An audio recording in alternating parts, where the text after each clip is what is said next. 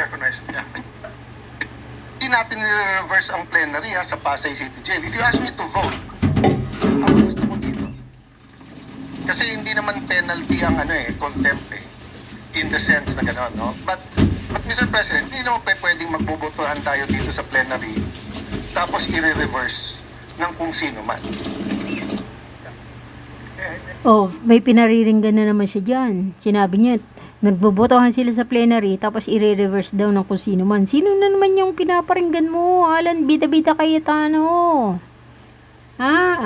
Sino na naman yan? Galing-galing mo magparinig Tapos pag kayo pinatulan ng parinig, umaaray kayo. Yeah, with maybe recognized. Yeah, Majority Leader. Thank you, Mr. President. Just on the technicalities of the rules, let me just state for the fact na yan po yung original request ni Senator Marcoleta. There was a letter given to the Senate President at the time that Bryce Hernandez be remanded back to the Senate. So, for clarity lang po yan. And then we had a debate. Oh, di ba si Marcoletang Malangsa pala ang nagsabi na ibalik si Bryce Hernandez sa Senado. Ngayon yung pinaparinggan mo ba, Alan Peter Cayetano, ay si Marcoletang Malangsa? After the Senate President tried to look for a win-win solution, after the witness had asked, going back to what I said earlier, that did not be brought back to the Senate. When the new Senate Blue Ribbon Chair was elected, which is the gentleman on the podium today, Senator Panfilo Lacson, he conferred with the Senate President. Nilalagay ko lang po yung proper context, no? Kinausap niya yung Senate President na ibalik na lang po sa Senado. So, wala po talaga tayong bina-violate na rule yan. Sinabi ni ang pinaparinggan pala ni Alan Peter Cayetano ay si Panfilo Lacson. Dahil yung napagkasunduan sa Pasay City Jail. Tapos bigla na naman binalik sa Senado. Sino ba ang nasa likod? 'Di ba si Senator Panfilo Lacson? Kaya pala sabi niya, tapos i-reverse lang ng kung sino man. Di is Panfilo Lacson pala 'yon. Kaya pala gineji siya. Gulit na gulit siya kay Panfilo Lacson. Masama ba kung ibalik sa Senado si Bryce? Chairman naman si Panfilo Lacson ng Blue Ribbon Committee. Come on, Alan, bida-bida Cayetano. Wala naman I think to keep this long story short, Mr. President, naawa kasi ako kay Senator Erwin Tulfo. Kanina pa naghihintay ng alas 3:30. Ang pangako ko sa kanya na magbigay siya ng privilege motion and privilege speech. Para, lamang po, para siguro ma-rectify itong problemang ito. May we ask the gentleman, are you objecting to the recommitment of the witness to the Senate? Because if so, then I'll make the proper motion and we will sustain the decision of the Senate President. And that's it. Because if there's an objection, Mr. President, I clearly remember my compadre, Senator Bato del Rosa, giving a very passionate speech that here in the Senate, protektado sila dito. Hindi kami katulad ng House na binapadya yung witness. I believe him. And I believe the Sergeant at Arms was appointed by the predecessor of Senator Soto, our Sergeant at Arms, can be trusted, Mr. President. So if that is the case, to end this discussion, let's just have a debate in plenary. Or debate, rather, I will move for a motion and let us decide with finality where will the witness be remanded, Mr. President. Because as far as I'm concerned, I will sustain the decision of the Senate President to bring him back here to the Senate. That is what everybody wanted last week, including the minority. So, Mr. President. Mr. President, yes, Mr. President. Mr. President, I will yield. For a while. Sorry. Who will yield? Okay, I will yield, Your Honor. Okay, the minority leaders recognize. Sorry, Mr. Presiding Officer. Magulo talaga itong puwit o utot ng mga Dutai Black. 'Di ba nung una sabi nila ibalik si Bryce Hernandez diyan sa Senado. Ngayong pinagbigyan sila na ibinalik na si Bryce Hernandez sa Senado, nanggagalaiti na naman sila na kung ano-ano na namang intriga ang ginagawa nila. Pinagbigyan na nga sila. Binalik na nga sa Senado si Bryce Hernandez para hindi magputok-putok ang mga butsi nila. Ngayon nagpaparinig na naman siya na after daw nilang magkaroon ng kasunduan sa Pasay City Jail, ibinalik na naman daw sa Senado si Bryce Hernandez ng kung sino man dyan. Oh, come on. Si Panfilo Lacson naman pala. Siya yung chairman ng Blue Ribbon Committee. Pinagbigyan sila. Ngayon nagkagalit pa rin sila. Sala sa init, sala sa lamig itong mga dutae black na to. Ano ba? To make it hard. I will yield to Senator Joel to answer that. But the commitment I want is we follow the rules. So next time, pag nagbotohan tayo dito, hindi pa pwedeng may post-action tayo to unless it's an emergency. Nilipat na eh. I just answered that. Mr. President, as far as Mr. President, may I be heard? As far as Information of the minority leader, Yes. the deputy minority leader. yes, Mr. President. I wish to speak, Mr. President, if I may, because it is related to what the minority leader But Mr. President, mentioned. And I'm sure the Bawal minority Marquez. leader will be Session able suspended. Babala tungkol sa Pekeng Lute. Panood Nagkakagulo na sila, di ba? Ayan ang ebidensya na yung mga kakrungkrungan ng mga dutae black na yan, talagang hindi pa rin nawawala. Talagang umiiral pa rin. Sala sa init, sala sa lamig. Di ba? Nung una sabi nila, ibalik si Bryce Hernandez sa Senado. Ngayon nagkaroon ng botohan. Sabi sa Pasay City Jail. Tapos ngayon ibinalik na nga si Bryce Hernandez sa Senado dahil yun ang gusto talaga nila ng mga dutae black. Ngayon ibinalik na sa Senado, galit na galit pa rin sila. Wala talagang walang kakontentuhan tong mga dutae black na to.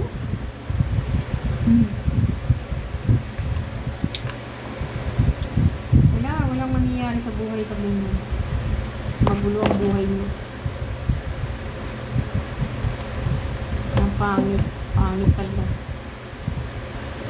thank you, Mr. President. Mr. President, we recognize the former Majority Floor Leader and also Deputy Minority Floor Leader, Senator Joel Villanueva.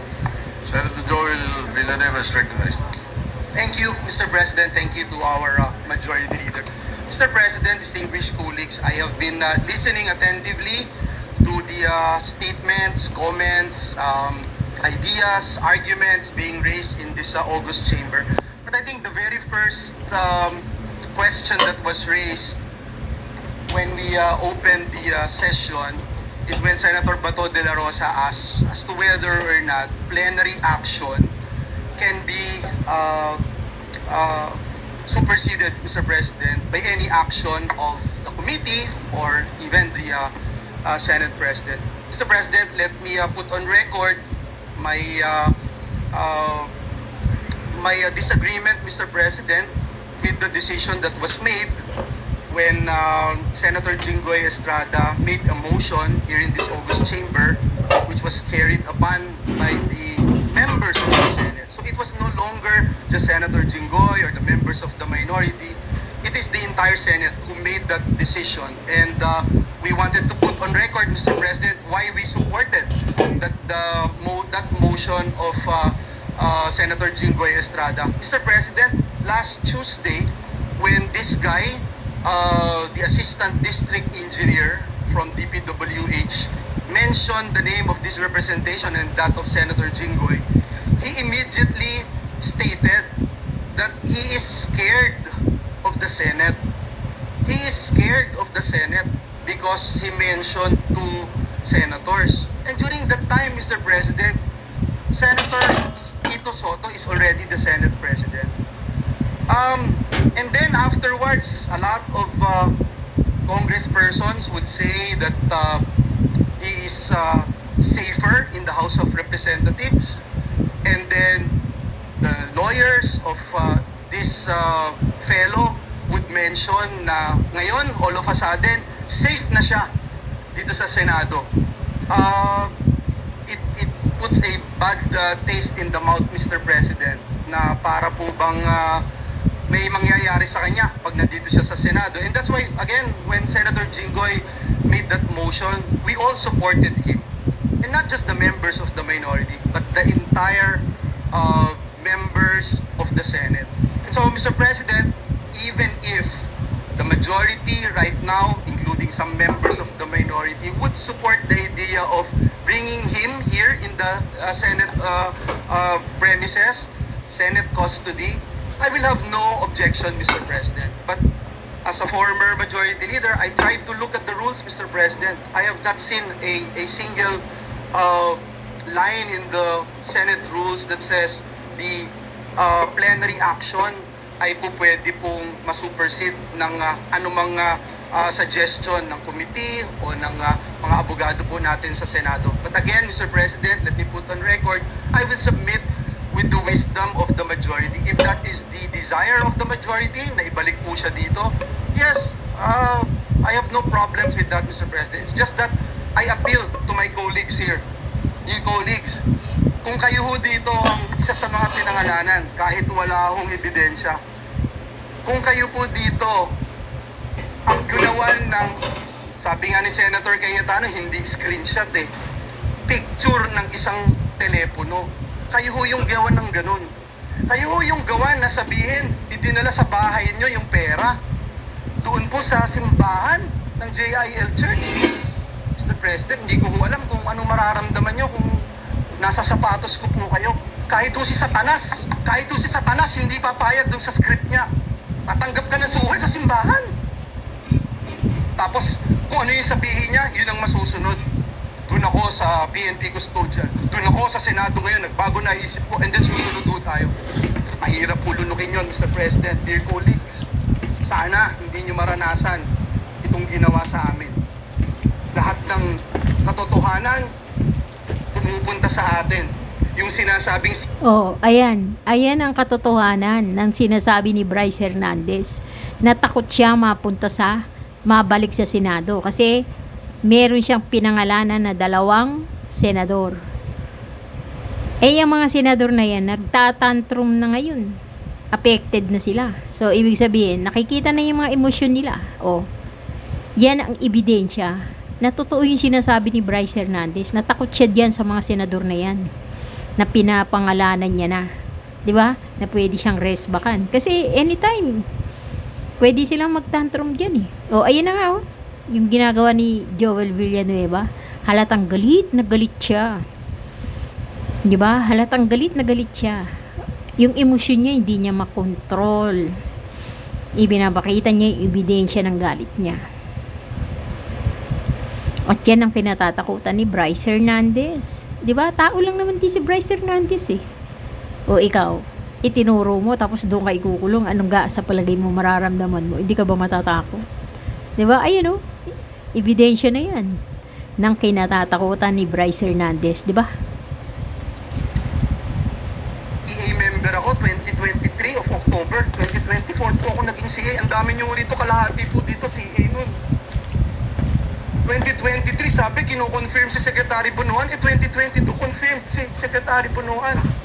Paulit-ulit po ako dito, wala akong flood control, walang maiturong flood control. And yet, ito, paniniwalaan, nasa news, nasa lahat po. Dito sa atin, binanggit yung mga kongresista, pero wala, parang falling to deaf ears, Mr. President. Again, Mr. President, hindi ko kailangan na may sumuporta sa akin dito sa Senado. Kahit isa po dito sa Senado, I appreciate yung mga naniniwala. Kung hindi kayo naniniwala, it's not my problem. Ang alam ko lang, Mr. President, mahirap na ikaw paparatangan tapos sa mismong sarili mong bahay, hindi ka maproteksyonan. Sa mismong sarili mong bahay, pinagdududahan ka o hindi ka man lang mapakinggan, Mr. President. At parang ang nagiging dating ngayon, kung ano ang gusto ni Bryce, nitong District Assistant District Engineer, siya po yung masusunod. So yun lang Mr. President. Akin po, kung ibabalik po siya dito, let the plenary decide and let's continue to abide by our rules. Marami pong salamat, Ginoong Pangulo. Senator Jingo Estrada, Mr. President, like to recognize. Senator Jinggoy Estrada is recognized. Yung sinasabi ni Joel Villanueva na sa sariling bahay niya, hindi siya maproteksyonan. paano ka naman po proteksyonan Joel Villanueva sa sarili mong bahay kung yung mga ebidensya ay nagsusumigaw? Mas maliwanag pa sa sikat ng araw ang mga ebidensya ng pagsisinungaling mo eh. 'Di ba? O katulad na lang yung sinasabi mo, wala kang sinasabing kilalang kontraktor. Pero yung mga ebidensya na kilala mo si Henry Alcantara, nagsusumigaw. Yung mga picture nyo, yung mga meeting nyo, yung mga closeness nyo, at mismo yung kapatid mo pa. O, di ba? Ang sabi niya, wala yan kay Utol. Wala daw, pondo. O, ano sagot ng kapatid mo? Wala yan kay Utol. O, di ibig sabihin, maliwanag sa sikat ng araw, sumisigaw ang mga ebidensya ng mga kakurakutan mo, ng mga pagnanakaw mo. Paano ka pa ipagtatanggol? Hindi titusin. Kung yung mismong mga ebidensya ng mga pagnanakaw mo o ng pagsisinungaling mo, nagsusumigaw. Yung ebidensya kasi, mas maliwanag pa sa sikat ng araw yung mga ebidensya paano ko naman ipagtatanggol ni Tito Sen? Alam mo, ang katotohanan, kahit anong gawin mong tapal dyan, sisingaw at sisingaw yan. Ang katotohanan parang utot na habang pinipigil mo, lalong nagsusumigaw na, kasi pag pinigil mo yan, sasakit tiyan mo, magkakabag ka, o sa bandang huli, iuutot mo pa rin yan, di ba? O, ganyan ang katotohanan, Joel Villanueva. Kaya kahit anong pagtatanggol sa iyo ni Tito Sen, wala, nagsusumigaw yung mga ebidensya laban sa iyo. Diba? Ganun lang yun eh. Thank you, Mr. President. Mr. President, this morning, I received a report that Mr. Bryce Hernandez was transferred here from the Pasay City. And it came to it's a big surprise, this representation, since we approved that Bryce Hernandez be committed to the Pasay City Jail. Mr. President, last Tuesday, when he appeared before the TRICOM at the House Committee, at the House of Representatives, the opening statement, if my memory serves me right, of Mr. Bryce Hernandez is that, pwede ba dito na lang ako makulong? Ayoko pong bumalik sa Senado dahil merong mga senador na involved dito sa flood control. And much to my surprise, he mentioned this representation together with Senator Joel Villanueva. After his testimony full of lies, according to the Senate President, he talked with the Speaker of the House, and they reached an agreement that he be committed at the PNP Custodial Center. But when I discovered that when he was at the PNP Custodial Center, not one OSA member was guarding him there. Ni isa sa mga OSA na dapat meron tayong physical custody of that person. Wala nang pakialam ang pulis dyan eh. Tayo na ang may physical custody. Pero nasaan? Nasaan na nagkakwarta sa kanya doon? Kung biglang tumakas yun, biglang pinatakas ang pulis. Ano yung sinasabi ni Peter Cayetano kanina na hindi nila inahanap yung OSAA? Pero eto si Jinggoy, hinahanap niya ang OSAA. Di may ano na naman. Mayroon na namang tuligsa. Paano na? So after that, decision po tayo here, plenary, that we commit him at the Pasay City Jail. And everybody approved of it.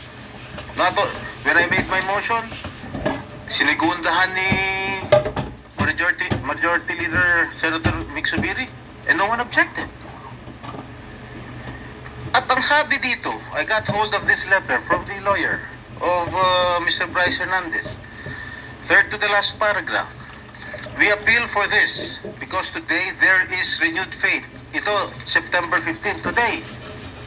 Under your leadership, Senate President Soto, and with Chairman Lacson's stewardship of the Blue Ribbon Committee, there is assurance that the Senate will stand not only as a body of discipline, but as an exemplar of fairness. Mr. President, noong Tuesday, sabi ni Bryce Hernandez, ayaw niya rito. Kayo na po ang Senate President noon. Bakit ngayon sasabihin itong abogado niya, there is renewed faith? Bakit nung sinabi ni Bryce Hernandez, Senate President po kayo, wala ba siyang faith sa inyo noon nung nagsalita siya? Noong Tuesday, na ayaw niyang bumalik dito sa Senado? Bakit ngayon niya lang sasabihin na meron siyang renewed faith? Bakit lagi natin sinusunod ko ano gustong kapritsyo ni Bryce Hernandez? Gusto niya malipat sa ano? Ayaw niya rito. Nilipat niya sa custodial. Nung nilipat natin sa Pasay, gusto niya naman ngayon malipat dito. Ano ba talaga? Why are we giving so much importance or credence to this person who is a liar, who is the number one suspect of this corruption, what is happening in our country today? Eh bakit nyo rin binibigyan ng importansya ang mga diskaya? O di ba? Iniimportantihin nyo yung importante sa mata nyo ang diskaya. Pagdating kay Hernandez, ayaw nyo, hindi nyo binibigyan ng importansya. Eh sabi nyo, gusto nyong bigyan ng proteksyon ng mga witness para makapagsalita ng totoo. Di ba sinabi niya ni Alan, Peter Cayetano kanina? Di ba? Witness protection ang sinasabi nyo para kay diskaya. Ngayon, dito sa mga kay Bryce Hernandez, ayaw nyo bigyan ng witness protection, parehas lang naman sila witness. O, sino ngayon ang lumalabas na unfair, na bias? O, di ba? O, komo ba hindi nyo kutsilyo si Bryce Hernandez, ayaw nyo na bigyan ng proteksyon? At komo ba kutsilyo nyo si Diskaya, bibigyan nyo ng proteksyon? O, diyan lumalabas na unfair kayo, bias kayo, at meron kayong pinapanigan. Di ba? Oh. Bakit? Bakit? Meron ba nagproproteksyon sa House of Representatives? Bakit nung nag-hearing ang Blue Ribbon Committee po, nung si Congressman Marcoleta ang chairman ng Blue Ribbon, nagbanggit si Diskaya, ilang congressman ang involved sa korupsyon. Pagdating ng kinabukasan, hindi na front page, hindi masyadong pinag-usapan. Nung si Bryce Hernandez na nagbanggit, Oh, mapipilit nyo ba ang tao na paniwalaan ang mga Diskaya? Kaya nyo bang pilitin ng Pilipino paniwalaan si Diskaya? One of the most guilty nga yan ayon kay Alan Peter Cayetano, di ba? One of the most. Hindi siya yung the most guilty, pero one of the most. Ngayon, kung ayaw paniwalaan si Diskaya, respetuhin nyo. Respetuhin nyo kasi meron talagang kanya-kanyang opinyon ang mga tao. O opinyon ng mga tao na ayaw paniwalaan si Diskaya, meron kasing nakikita silang mabigat na dahilan para hindi sila paniwalaan. Gusto nyo paniwalaan ng mga tao at ng mga kung sino man yung pinatutungkulan nyo na paniwalaan si Diskaya, kung ayaw talaga dahil may nakikita silang misteryoso kay Diskaya, may magagawa ba kayo? ang dalawang senador, front page na kagad kami. Kahit hindi totoo yung sinasabi niya, na walang basehan. 30% commission daw. Ang putang ina. I'm sorry. Strike out from the record. Nagalit ka, may history ka na pagnanakaw. I'm sorry. The phrase is stricken up. So, ito ang ebidensya na totoo yung sinasabi ni Bryce Hernandez na takot siya mapunta sa Senado kasi itong mga pinangalanan niya, galit na galit sa kanya. Totoo naman Pwede siyang sapukin Sa galit na galit, yan, nagmumura na nga si Jingo Estrada. O, di ibig sabihin, talagang totoo yung hinala ni Bryce Hernandez na delikado siya pag yan siya sa Senado mapupunta. Kasi ayun, nakikita nyo na yung emosyon ng dalawa, no? Galit na galit kay Bryce Hernandez. Kung pwede lang, bakbarilin talaga nila. Dahil nagmumura na si Jingo eh. O yung mga emosyon nila, yan ang ebidensya na nakakatakot talagang makulong dyan sa Senado. Diba? Totoo. Ayan oh, may ebidensya na nakakatakot kasi yung galit ng dalawa na yun, hindi nila maano, ayun, nagbumura na oh. The record. How can I demand 30%? What is his basis, Mr. President?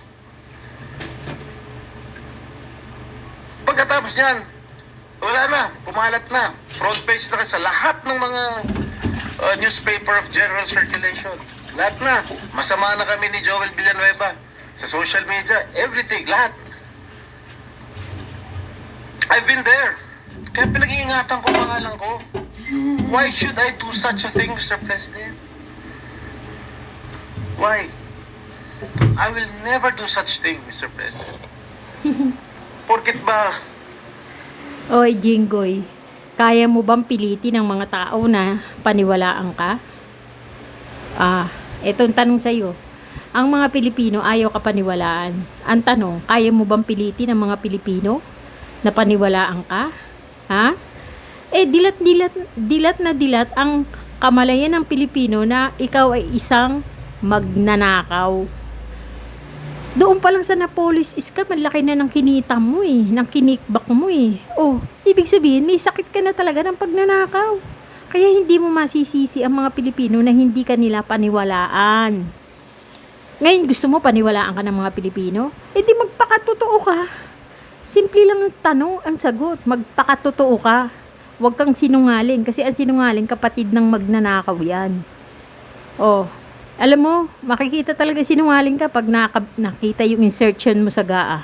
Sa BICAM lang daw makikita ang ebidensya ng lahat ng pinagsasabi ni Bryce Hernandez. Pag nakita yung pangalan mo sa GAA, sa BICAM, talagang malalaman kung sino yung nagsisinungaling sa inyong dalawa ni Bryce Hernandez. Ngayon, bakit ka galit na galit? Bakit ka nagre-react na ng ganyan? Kung hindi totoo, huwag kang magalit. Pero dyan, sa emosyon mo, nagpapakita ka na ng galit, ibig sabihin, totoo yan eh. Kasi affected ka eh, di ba? Affected ka na eh.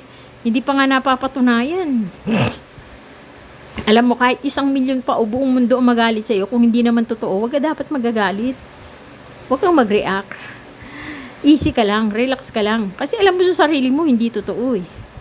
Oh, kahit pang mapulaan ang pangalan mo, kung hindi makikita sa BICAM ang pangalan mo, at wala kang insertion doon, eh, di manahimik ka dyan. Kasi ibig sabihin, hindi naman totoo. Eh kaso, wala pang ang BICAM, nagpuputak ka na dyan, galit ka na, eh di ibig sabihin, totoo. Eh, affected ka eh, tinatamaan ka na eh. Bato-bato sa langit, ang tamaan, huwag magagalit. I'm actively participating in the Blue Ribbon Committee? Porket ba matapang ako magtanong?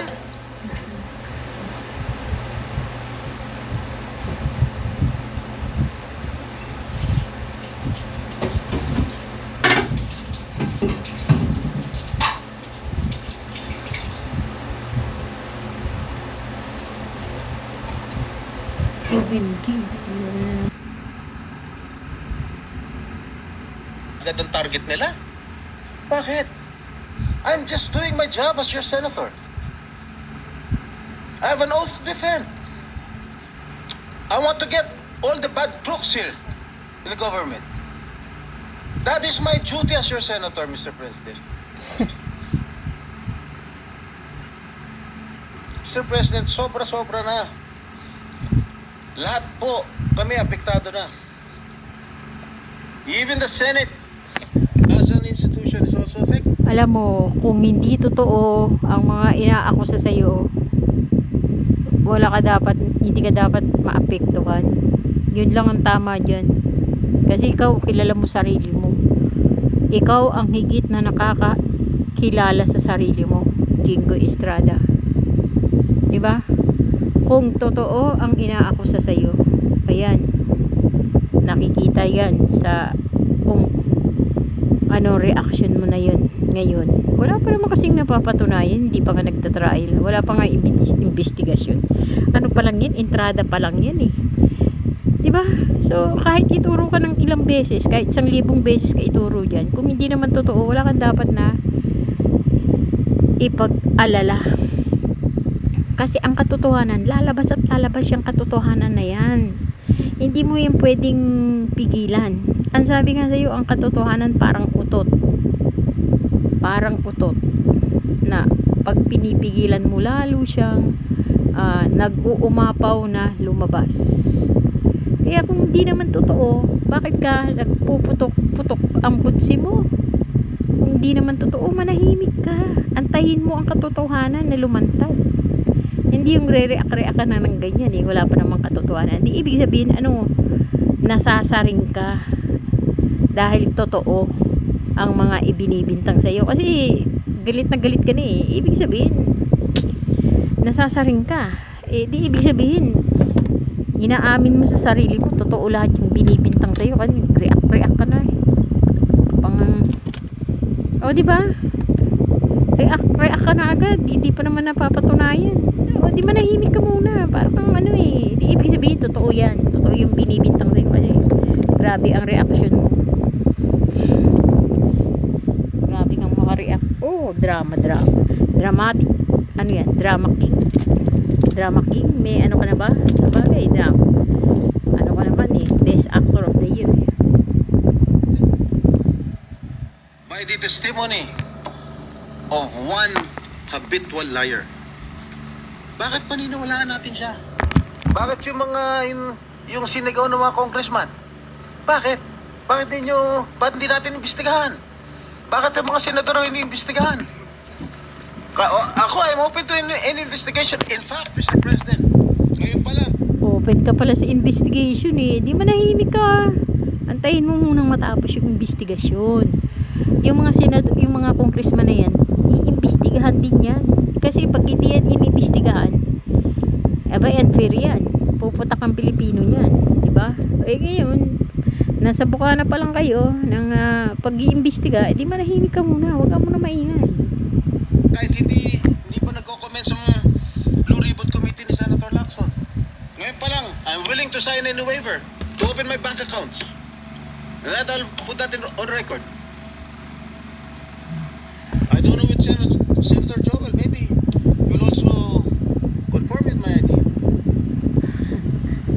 Bakit hindi mo pa isama yung salin? Di ba? Yung bank records mo, pati yung salin mo, isama mo na rin dyan. Lahat ng magpapatunay na hindi ka talaga nangungurakot, isama mo na. Patunayan mo talaga na hindi ka nangungurakot. Para maniwala ang Pilipino sa'yo. Para mabura na yung impression ng Pilipino sa'yo na magnanakaw ka. Patunayan mo lahat, buyangyangin mo lahat. Siguraduhin mo lang totoo yung sinasabi mo. Mr. President, wag naman ganun. Bakit panay senador lang ang gusto nilang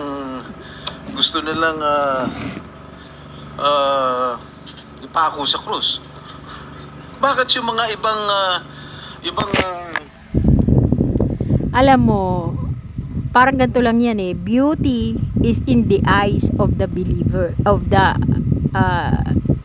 beauty is in the eyes of the beholder. So yung kagandahan nasa tumitingin.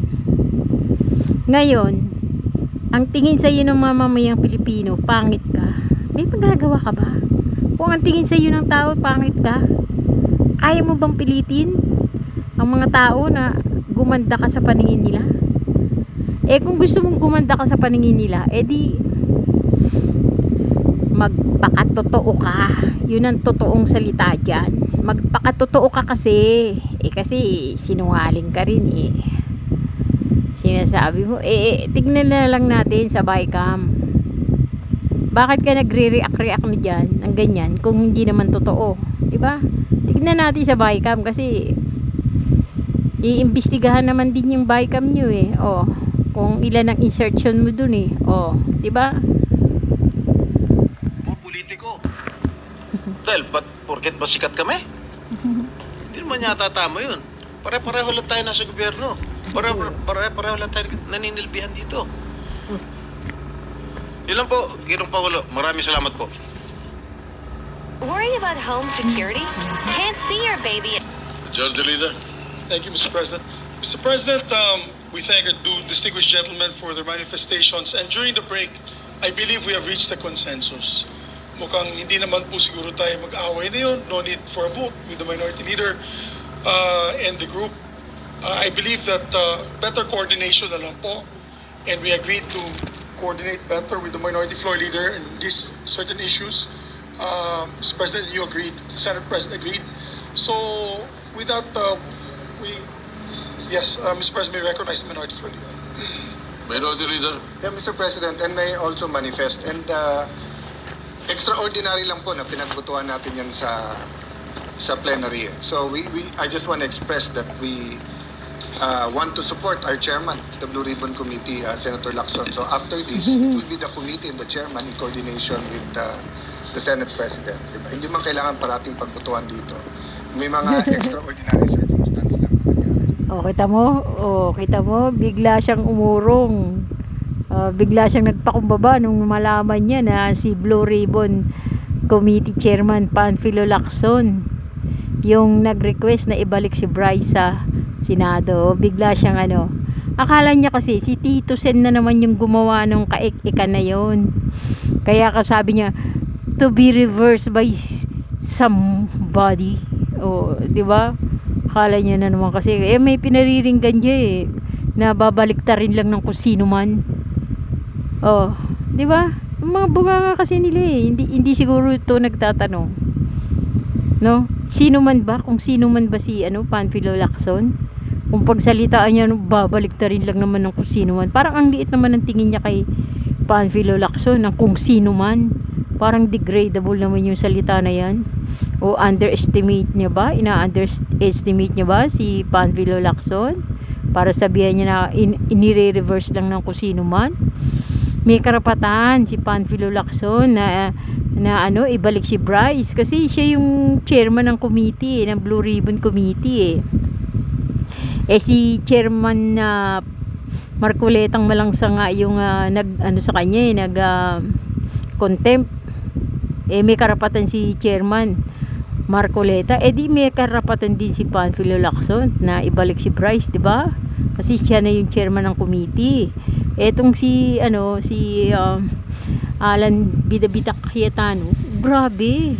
Yung sabihan niya si Panfilo Lacson na i-reverse lang ng kung sino man. Parang ina-underestimate niya si Panfilo Lacson. Ngayon, nung malaman niya na si Panfilo Lacson, nagpapakumbaba, bahag-bahag ang buntot niya. Nawala yung siga-siga niya, di ba? We want to normalize